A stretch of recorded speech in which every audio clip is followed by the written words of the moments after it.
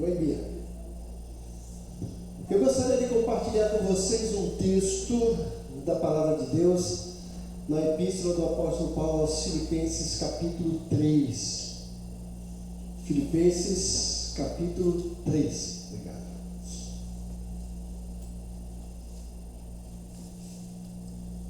Filipenses, capítulo 3.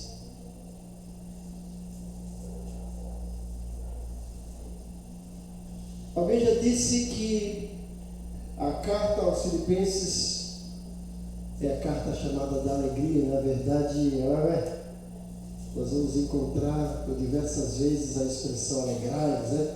Tanto é que o versículo-chave é o 4:4. Alegrai-vos no Senhor. Outra vez vos digo, alegrai-vos. E se nós fôssemos olhar para o contexto humano, essa carta jamais poderia ser carta da alegria, porque quem escreveu estava preso. Paulo. Preso por servir a Deus, por fazer a coisa correta. Estava lá esperando a morte. Podia muito bem estar reclamando de Deus e de todos por aquela situação. Podia estar alimentado dizendo: Deus, é isso que eu recebo como recompensa por te servir? Está preso e sabendo que eu vou morrer? Não. Paulo aproveita aquele momento de estar preso, prega para um grupo de pessoas que ele jamais teve oportunidade de fazê-lo se não estivesse preso. Prega para os soldados, prega para os da família do imperador, e ele diz isso nas suas cartas, e escreve no mínimo 4 cartas que são chamadas epístolas da prisão: Efésios, Filipenses, Colossenses e Filemão. E Filipenses então está nesse grupo de epístolas da prisão. Mas ela tem outra particularidade: é a carta onde Paulo se desnuda, onde Paulo fala muito a respeito de si, principalmente aqui no capítulo 3. E ele fala de si não com jactância, não com orgulho, não querendo ostentar ser alguém, mas ele mostra tudo isso para uma coisa que eu quero destacar na vida de vocês hoje: a pessoa de Cristo na vida de Paulo e a pessoa de Cristo na nossa vida. O título então seria Cristo em nós. A centralidade do cristianismo é Cristo em nós. E eu gostaria de ler desde o versículo 1 até o versículo 14. Mas depois a gente vai trabalhar um pouquinho nesse texto. Paulo começa dizendo: finalmente, meus irmãos, alegrem-se no Senhor. Olha lá, o camarada preso dizendo para a igreja que estava solto: alegrem-se no Senhor, animando aquela igreja.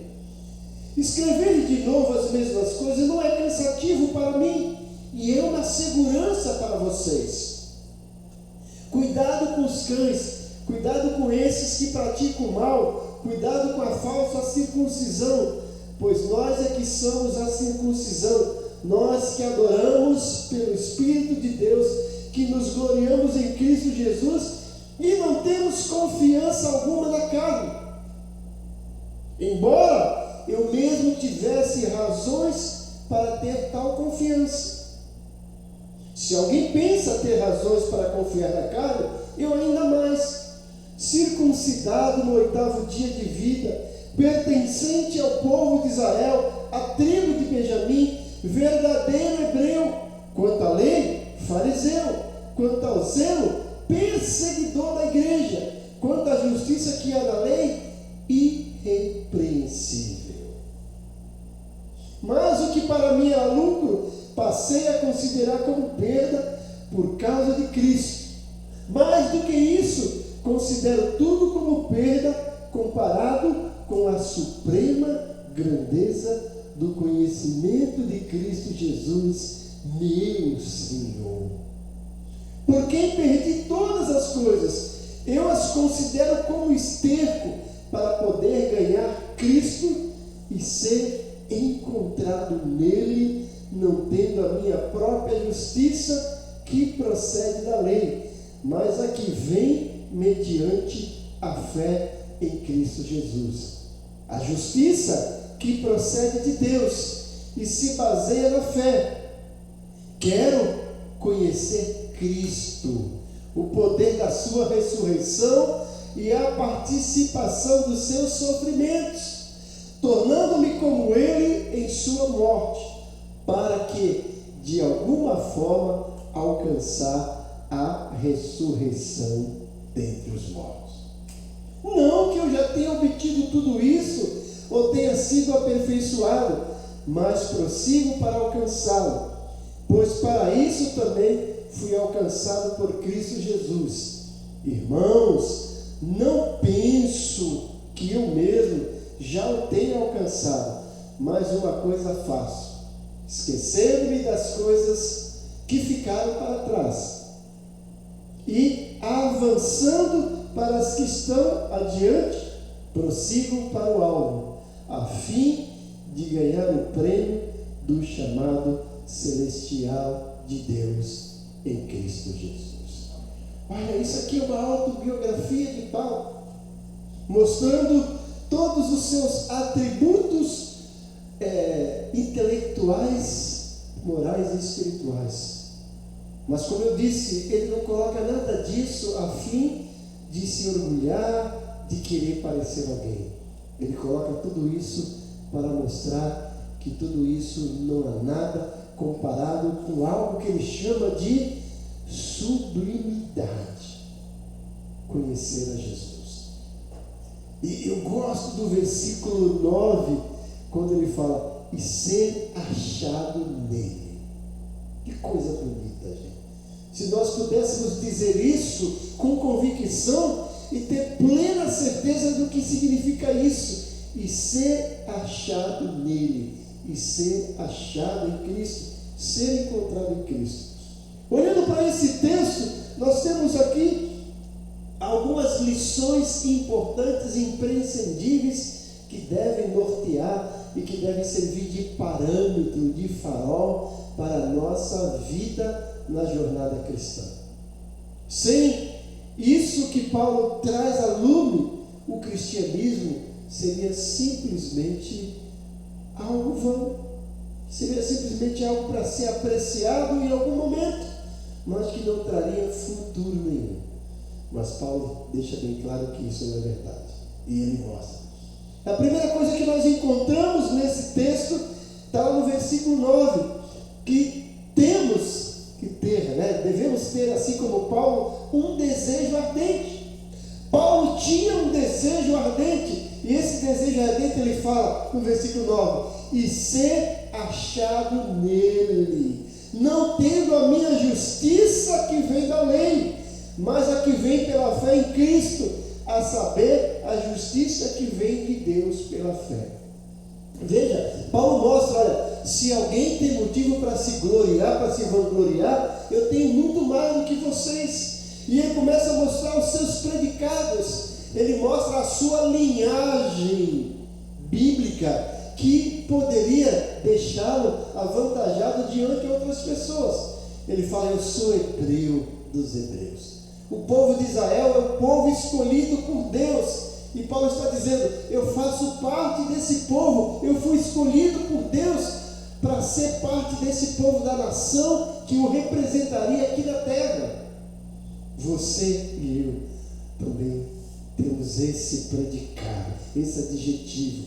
Nós fazemos parte do povo escolhido por Deus, não mais Israel, mas a igreja que une Israel, que une todas as nações. Mas Paulo está dizendo que a linhagem dele não era suficiente para preencher o vazio que ainda tinha na alma dele, e que esse vazio só foi cheio quando ele se encontrou em Cristo, quando ele disse, o meu desejo ardente é ser achado nele.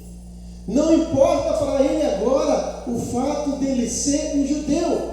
Ele fala, hebreu de hebreu, da tribo de Benjamim, circundado ao 8º dia, ou seja, além de ter essa genealogia, essa genética espiritual, ele cumpria todos os requisitos que eram necessários e imprescindíveis na fé da tradição judaica. Eu fui circundado ao 8º dia.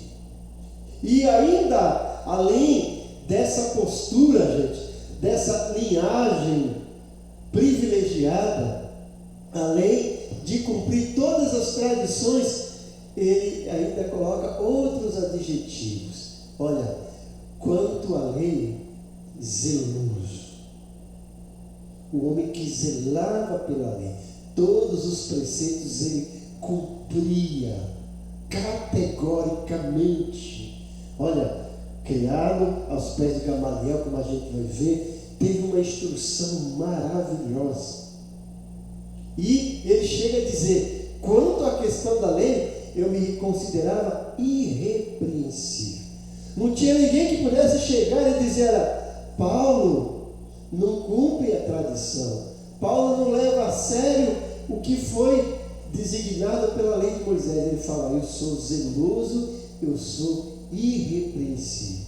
Mas ele entende que isso não era nada. Ele fala assim: tudo isso eu considerei como perda, tudo isso eu considero como esterco para conhecer a Jesus. Paulo entendeu que o conhecimento de Jesus era muito mais vantajoso do que toda essa bagagem teológica, essa bagagem espiritual, essa bagagem religiosa que ele tinha. Para ele, tinha mais valor, era esse desejo ardente, ser achado em Cristo. Presta atenção nisso. Ele não fala assim: olha, eu quero que achem Cristo. Não, ele fala: eu quero ser achado em Cristo. O que ele quer dizer? Eu não quero que me encontrem lá nos rituais judaicos, eu não quero que me encontrem no meu cabedal intelectual, eu não quero que me encontrem no meu zelo espiritual. Eu quero ser achado em Cristo. Que coisa bonita, gente. O que significa isso, ser achado em Cristo? Como é que você vai ser achado em algum lugar? Se você estiver ali, não é isso? Como é que você vai ser achado na Praça da Sé se você não estiver na Praça da Sé? Você tem que estar lá. Como é que você vai ser achado ali no Museu de Pesca se você não estiver lá? Tem que estar lá. Paulo fala: eu quero ser achado em Cristo. E para ele ser achado em Cristo, ele precisava estar em Cristo. Onde ele estava, ele mostra isso. Ele fala: eu considerei todo essa minha vantagem como nada para conhecê-lo e ser achado nele. E ele ainda fala: eu quero ser achado em Cristo, não pela minha justiça que vem da lei. Eu quero ser achado em Cristo pela fé nele, em Jesus. Eu quero ser achado em Cristo pela justiça que vem de Deus pela fé, não pelo conhecimento de Paulo. Será que nós podemos dizer isso? Eu quero ser achado em Cristo? Porque isso, embora seja uma declaração bonita, mas é uma declaração pesada, com grande responsabilidade. Será que a pessoa chegando lá, encontrando Jesus, vai encontrar você do lado dele? Ser achado em Cristo é isso. É quando alguém for encontrar Jesus, vai ver que você está lá do lado dele. Você está lá. Paulo dizendo: olha, eu quero ser achado em Cristo. Esse era o desejo ardente que Paulo tinha. E esse deve ser o nosso desejo ardente: ser encontrado em Cristo. Onde Jesus estiver, nós estejamos. O que Jesus fizer, nós façamos. O que Jesus pensar, nós pensemos. O que Jesus desejar, nós desejemos. É isso que é ser achado em Cristo. Paulo tinha esse desejo ardente, mas ele também tinha um alvo sublime. Todos nós precisamos de alvo na vida. Quem não tem alvo na vida não sai do lugar e não chega a lugar nenhum. Nós traçamos alvos quando estamos terminando o ano e começando um ano novo. Projetamos coisas, traçamos metas, ideais. Paulo tinha um alvo. O alvo dele, ele fala que era um alvo sublime. Mais sublime de tudo aquilo que ele tinha. Mais sublime de tudo aquilo que ele era. Gente, Paulo era membro do Sinédrio. Paulo tinha patentes fortes no Sinédrio, a ponto de pedir carta e receber carta para perseguir o povo de Deus, achando que estava fazendo a coisa certa. Paulo tinha cidadania romana, que muitas pessoas não tinham. Paulo a tinha desde nascença. Mas ele fala que o alvo dele não era isso. Ele tinha um alvo sublime. E qual era esse alvo sublime? Ele diz: conhecer a Cristo e viver como Ele. Primeiro, o desejo ardente dele era ser achado em Cristo. Agora, o alvo sublime dele era conhecer a Cristo e viver como Ele. Ele teve a primeira experiência verdadeira com Jesus no caminho para Damasco, lá em Atos 9, que ele reconta em Atos 22 e em Atos 26. Ele achava que estava fazendo a coisa certa dentro da sua religiosidade, mas na verdade estava perseguindo o povo de Deus e perseguindo o próprio Jesus, quando Jesus disse para ele: Saulo, Saulo, por que me persegues? Ele: quem és tu, Senhor? Não conhecia aquela voz que falou com ele em aramaico, que ele conhecia muito bem. Quem és tu, Senhor? E aquela voz lhe respondeu: eu sou Jesus Nazareno, a quem tu persegues. E olha, eu vou te dizer uma coisa, Paulo: dura coisa é recalcitrar contra os aguilhões. E agora ele tem essa primeira experiência. Ele foi apresentado a Jesus pelo próprio Jesus. Mas aquilo para ele não era suficiente. Aquele primeiro encontro mudou a vida dele. Mas ele queria mais, queria conhecer a fundo esse Jesus. E ele tem esse alvo sublime: conhecer a Cristo e viver como Ele. Lá no versículo 10 até o versículo 14 ele diz: olha, para conhecê-lo e a virtude da sua ressurreição e a comunicação de suas aflições, sendo feito conforme a sua morte, para ver se de alguma maneira posso chegar à ressurreição dentre os mortos. Não que eu já tenha alcançado ou que seja perfeito, mas prossigo. Ele está dizendo: eu prossigo, não parei, estou caminhando, prossigo para alcançar aquilo para o que também fui preso por Cristo. Ele disse: o Senhor me prendeu a Ele, e eu prossigo para conhecê-lo. E ele diz no 13: irmãos, quanto a mim, não julgo que o haja alcançado, mas uma coisa faço, esquecendo-me das coisas que para trás ficam. Estou esquecendo da minha cidadania romana, estou esquecendo da minha nacionalidade judaica, estou esquecendo-me da minha formação na lei, do meu zelo, estou esquecendo disso tudo. E ele continua avançando para as que estão diante de mim. Ele diz: tem muito caminho a ser percorrido e eu quero avançar. E ele diz no versículo 14: prossigo para o alvo, para o prêmio da soberana vocação de Deus em Cristo Jesus. Paulo está dizendo: estou prosseguindo para o alvo, eu não vou parar. Tem muito crente que no caminho da vida cristã para, estaciona e pensa que não precisa fazer mais nada, já sou salvo, estou tranquilo, estou acomodado. Nada disso. Paulo não se acomoda. Ele sabe que existe ainda um caminho, uma jornada para ser percorrida, e essa jornada a ser caminhada, percorrida, cada vez mais ele teria a possibilidade de conhecer mais e mais a Jesus Cristo. Ele diz lá em 1 Coríntios 15, 31, eu protesto que cada dia morro. Ou seja, tudo aquilo que poderia ostentar soberba, ganância, está morrendo em mim. O velho Paulo está morrendo, está nascendo um novo Paulo que é compromissado com Jesus. Esse novo Paulo é o Paulo que foi achado em Cristo. Esse novo Paulo é o Paulo que tem um alvo sublime para conhecer Jesus e a sublimidade da sua ressurreição.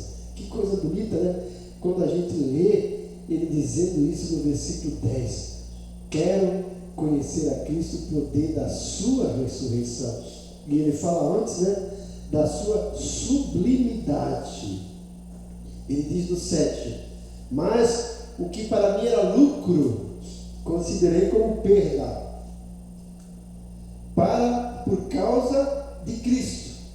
Mais do que isso, considero tudo como perda comparado à suprema grandeza do conhecimento de Jesus. Ele fala que conhecer Jesus é o alvo sublime, é uma suprema grandeza. E além disso, olha o que ele diz em Gálatas 2:22: já estou crucificado com Cristo e vivo, não mais eu, mas Cristo vive em mim. E a vida que agora vivo na carne, vivo pela fé do Filho de Deus, o qual me amou e se entregou a si mesmo por mim. Ele está dizendo: olha, Jesus não apenas me amou, se entregou por mim. E agora eu estou crucificado com Ele. E vivo não mais eu, Cristo vive em mim. Esse desejo ardente de ser achado em Cristo, esse alvo sublime de conhecer a Cristo e viver como Ele, o leva a dizer: olha, Cristo vive em mim. Esse deveria ser o alvo de todo cristão, Cristo viver em nós. Um missionário foi numa certa aldeia pregar de Jesus, e eles chegaram: vocês conhecem Jesus? Não conhecemos, né? Falaram: não, mas Jesus fez isso. Ah, a gente lembra, ele esteve aqui. Como que ele esteve aqui? Sim, ele esteve aqui, ele veio aqui, né? Falou com a gente. Aí foi lembrar que essa pessoa que estava lá era um missionário. Esse missionário não apenas falou de Jesus, esse missionário mostrou Jesus com a sua vida. E quando aquela pessoa estava descrevendo quem era Jesus, os índios daquela aldeia confundiram com aquele missionário. Ou seja, Jesus estava vivendo na vida daquele missionário. Será que podemos relatar isso na nossa vida como Paulo? Já não sou eu quem vivo, Cristo vive em mim. E ele diz ainda em Filipenses 1:21: para mim o viver é Cristo e o morrer é lucro. Ele está dizendo: se eu morrer, para mim é lucro, porque o importante da vida é Cristo. Ele diz em 1 Coríntios 11:1: sede meus imitadores, como eu sou de Cristo. Ele está dizendo: vocês querem ver Jesus? Olhem para mim. Vocês querem imitar Jesus? Imitem a mim. Jesus estava impregnado na vida de Paulo. Por quê? Paulo diz: olha, eu quero ser achado nele. E ele ainda diz em Filipenses 3:17: sede também meus imitadores, irmãos, e tende cuidado, segundo o exemplo que tendes em nós, pelos quais assim andam. Será que nós podemos dizer isso com Paulo? Olhe para mim, que você está vendo a Cristo. Essa deve ser a nossa postura, nosso ideal e o nosso desafio diário. Além desse desejo ardente, além desse alvo sublime, Paulo também nos mostra aqui que tudo isso o levou a ter um prêmio supremo, e que nos leva também a ter e buscar esse prêmio supremo. O que era esse prêmio supremo para Paulo e o que é esse prêmio supremo para nós? Morar com Cristo e ser como Ele é. Morar com Cristo e ser como Ele. Ele diz no versículo 20 aqui, desse capítulo 3 de Filipenses, versículo 20: a nossa cidadania, porém, está nos céus, de onde esperamos ansiosamente o Salvador, o Senhor Jesus Cristo. Ele está dizendo: a nossa pátria está no céu. Paulo está mostrando que o prêmio supremo para ele e para todo cristão é morar ao lado de Jesus, é estar sempre ao lado de Jesus e ser como Jesus. Ele está aqui na terra sendo imitador de Jesus e levando pessoas a imitarem a Ele e por tabela imitar Jesus. Mas Ele está dizendo, isso aqui é apenas um estágio. Nós temos um prêmio supremo. E esse prêmio supremo é morar com Jesus. Ele fala, mas a nossa cidade está nos céus, onde também esperamos o Salvador, o Senhor Jesus Cristo. Versículo 21, olha lá. Que transformará o nosso corpo abatido para ser conforme o seu corpo glorioso, segundo o seu eficaz poder de sujeitar também assim todas as coisas. Paulo está dizendo, eu não apenas vou morar com Ele, eu não apenas vou receber esse prêmio supremo de estar ao lado dele todos os dias, mas vou ser exatamente como Ele, como um corpo glorificado. Quando Jesus ressuscitou, recebeu um corpo glorificado, não mais sujeito à dor, não mais sujeito a nada de ruim. Paulo está dizendo, o meu prêmio supremo é estar ao lado dele e ser como ele é, um corpo glorificado. Essa é a nossa esperança, gente. Esse é o nosso prêmio supremo. Deus espera isso de nós. Que a gente possa sair daqui dessa noite e vai dizer assim, eu tenho um desejo ardente de ser achado em Cristo. Eu tenho alvo sublime de conhecer cada vez mais a Jesus Cristo e viver com Ele e como Ele. E eu tenho um prêmio supremo de morar com Cristo e ser como Ele é, um corpo glorificado, um corpo transformado. Que nada do que temos, possuímos, é comparado aqui. Nós cantamos aquela música, não há nada igual, não há nada melhor ao que se comparar à esperança viva. E é isso que Paulo está dizendo. Tudo aquilo que ele tinha de predicados e adjetivos na sua vida não era nada comparado a esse conhecimento fantástico de Jesus, para o conhecer e ser achado dele. Curve sua cabeça, vamos orar. Como é bom, Deus, como é bom estar na tua casa, como é bom poder desfrutar da comunhão dos santos, como é bom sempre receber mais uma porção explicada da tua palavra, que vem através da unção do teu Santo Espírito. Como é bom olhar para Paulo e termos os mesmos desejos, os mesmos alvos que ele teve de conhecer Jesus, de ser achado nele, de mostrar Jesus através da nossa vida, de viver Jesus na nossa vida. Nos ajuda como cristãos aqui do século XXI, do terceiro milênio, a expressar isso no nosso dia a dia, a viver na prática isso no nosso dia a dia, a ponto das pessoas olharem para nós e terem desejo de conhecer Jesus, a ponto das pessoas olharem para nós e terem desejo de seguir, de imitar a Jesus. Nos ajuda nessa jornada, Pai. Nos desafia, nos estimula. Nós pedimos no próprio nome do Teu Filho Jesus. Amém. Deus os abençoe grandemente, né? Chego lá,